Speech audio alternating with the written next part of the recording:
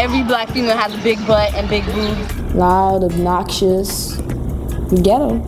Light skin being more attractive than dark skin. We're not smart.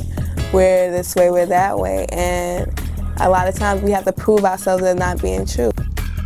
At a young age, I already knew the standards for a girl like me. As I become older, they become more obvious. You have to have permed hair, relaxed hair. You know, straight hair or like blonde hair, you know, long waves or something. And if it's natural, that's good hair. Like bad hair is hair you have to relax because it's kinky.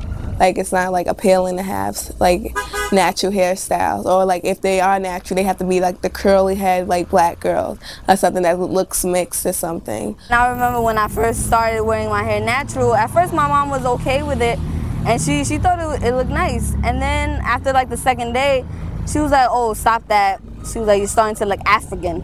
I was like, well, I am African. And that really pissed me off. There are standards that are imposed upon us, like, you know, you're prettier if you're light-skinned. I knew people in the past that like just like wanted to be light-skinned, not for any particular reason, you know, because they love themselves. I mean, they love themselves except for, you know, the color of their skin. Like my siblings are all lighter than me, and my mom, she's dark-skinned, but she's lighter than me.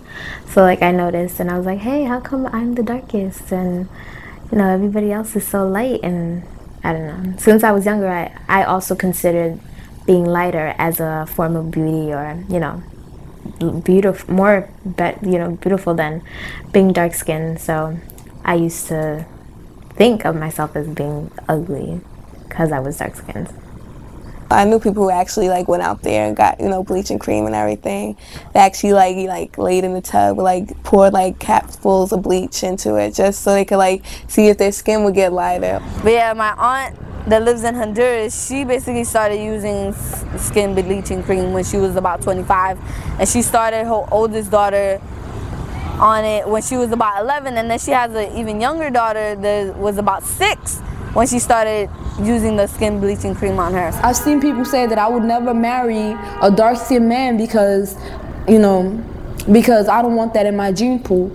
On the other hand, light-skinned girls have their issues too. We've been called high yellow, conceited, house nigga.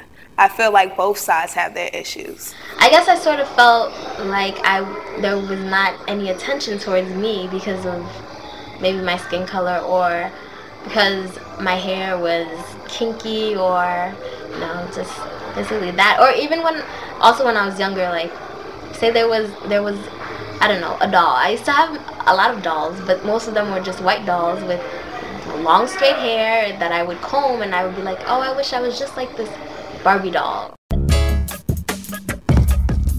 In Brown versus Board of Education, the famous case that desegregated schools in the 1950s, Dr. Kenneth Clark conducted a doll test with black children. He asked them to choose between a black doll and a white doll.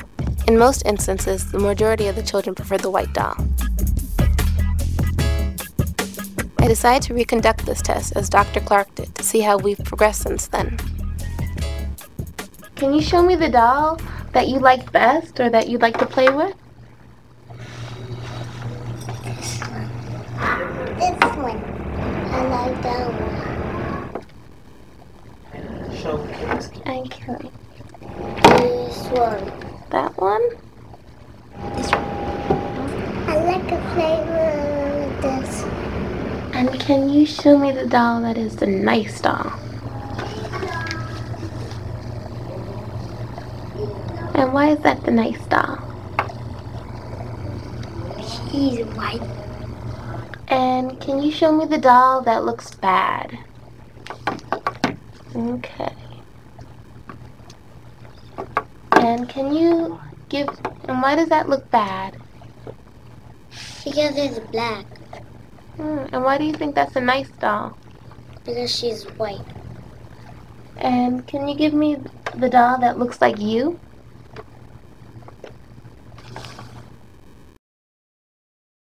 "15 out of the 21 children preferred the white doll. Our ancestors came to this country and they were pretty much ripped out of their culture. You know, they couldn't speak their language. They couldn't, you know, they couldn't be themselves. They had to be like what everybody else told them to be.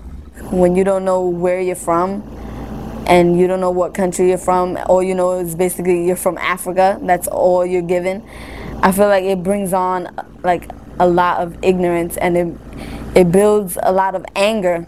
I've seen it build a lot of anger in a lot of black young females. Like, I don't know, they feel like because they feel like they have a right to disown any kind of, you know, African roots. I think for a black girl in general, it's like you're missing a piece of you, you know?